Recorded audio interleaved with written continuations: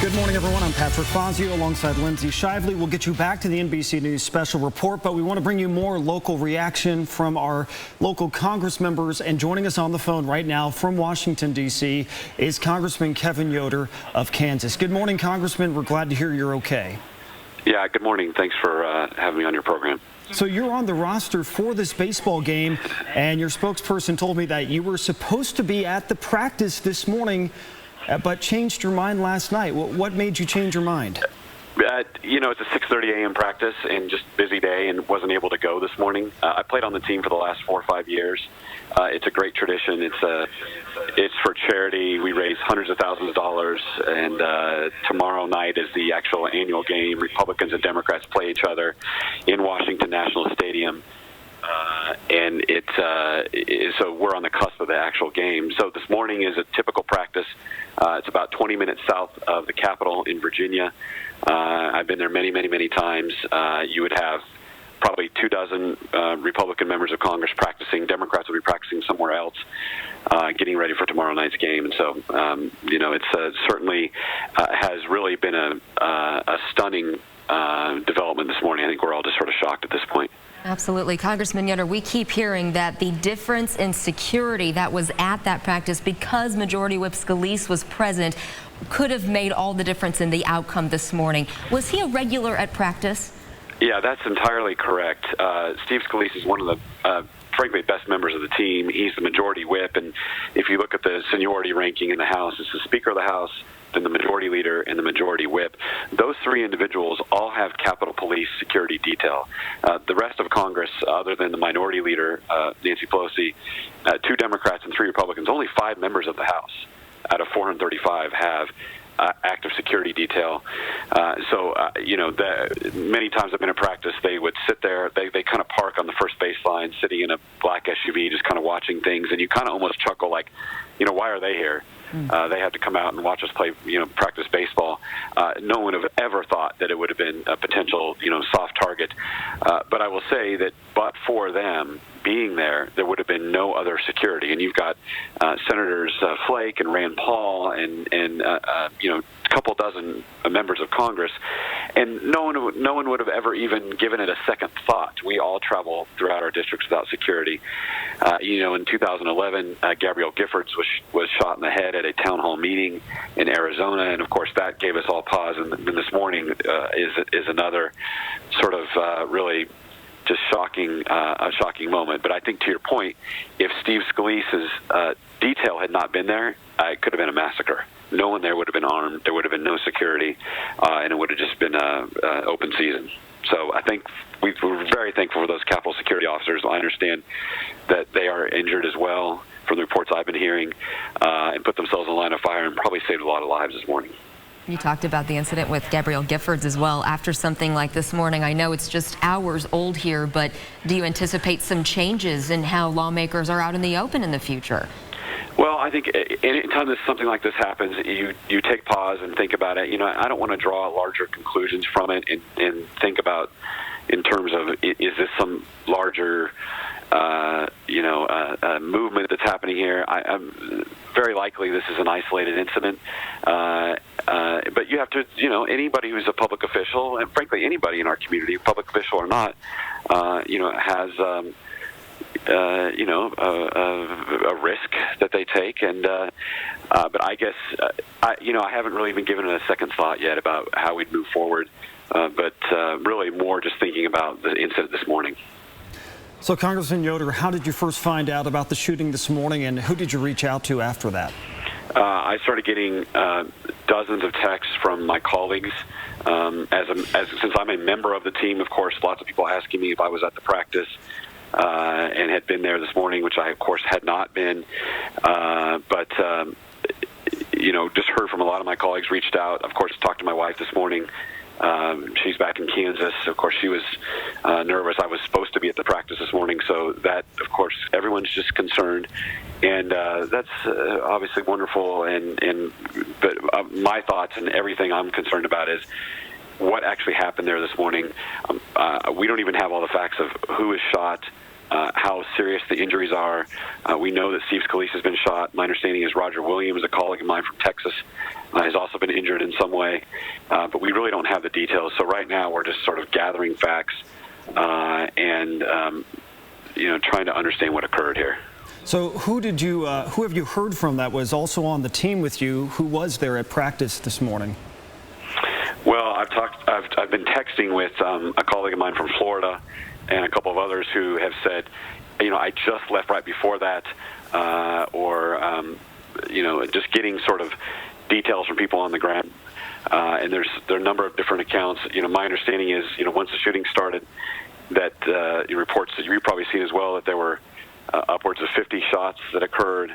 Certainly, you can just imagine being on a baseball field and shots ringing out. I can't even contemplate what that would be like. Probably none of us can. And so, I've just been reaching out to my colleagues, making sure they're okay. There were probably, as I said, probably 24 of my colleagues out there this morning and making sure that, they're okay. But, these types of incidents are sort of culture changing. I doubt you're going to have practices in the future without security. Now, and to your question, what other events where there are large numbers of congressmen present, should security be increased? Those will be the questions we'll probably discuss in the coming days. But right now, more than anything, we're just really worried about my colleagues and making sure that they're safe and that they are, that they've, escaped and are not injured. I know your thoughts and our thoughts as well are absolutely with the people who were on that field this morning, but I just have to ask you what it is like to know that that is a place you easily could have been this morning. Well, it's surreal. It is. It is definitely surreal, and I was supposed to be there. I was thinking about just recently what I would have done, what my reaction would have been. Frankly, less concerned about my own safety, probably, as we all would be, and more concerned about how I could have helped, what I could have done. So in some ways I wish I would have been there to help my colleagues. But it's just a scary situation. I think we're all just sort of stunned by it.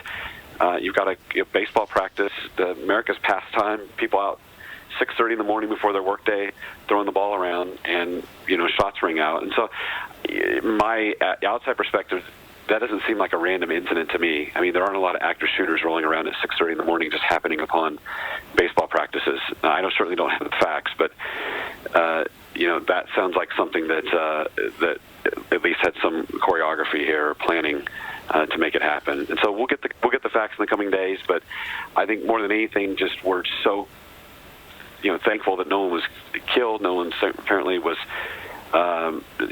seriously in life in jeopardy.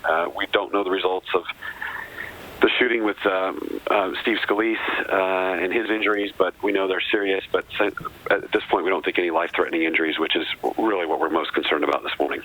And this practice was in the same spot, same time it had been for how long?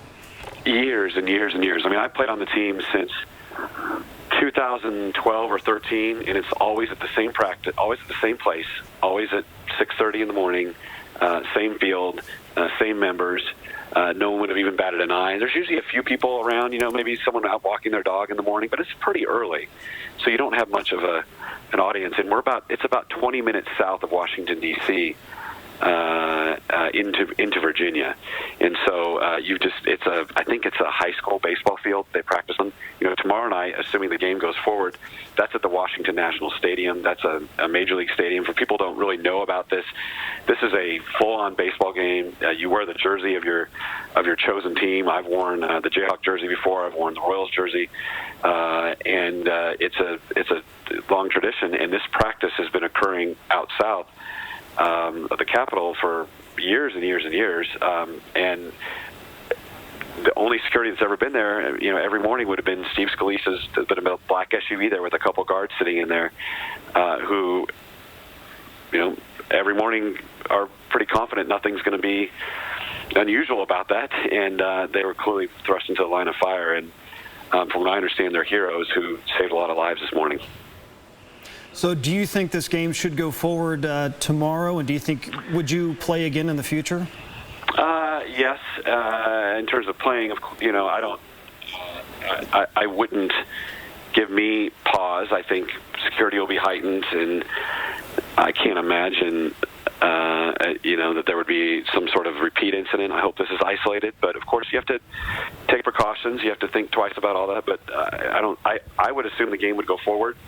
But we haven't even gotten to that point yet. But it would be tomorrow night at National Stadium. So we'll have to see what happens the rest of today. And I need to really, at some point this morning, I'll have a chance to visit all my colleagues personally and get a sense of where they are. They may be so bewildered that they don't want to play, and they may be really enthused to say, "Hey, we're not going to let this incident, change this tradition, and we have to play in spite of it."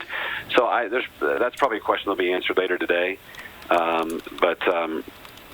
We got to get our facts together and really find out what's occurred here. But as I said, more than anything, just what a moment in a park, 6:37 in the morning, to have a shooting like this occur. Frankly, it's just it's hard to even process that something like this would happen, and that it would be, from the reports you've mentioned, what I've heard as well, that they specifically asked if this is a Republican group and sounds politically motivated. I'll wait to believe that until we know more facts, but from the initial reports, that's pretty scary. Congressman Kevin Yoder, who was supposed to be at the practice this morning, joining us on the phone. We appreciate your time. We're glad you're okay, and thank you for the update. Yep, thanks for having me on. You got it.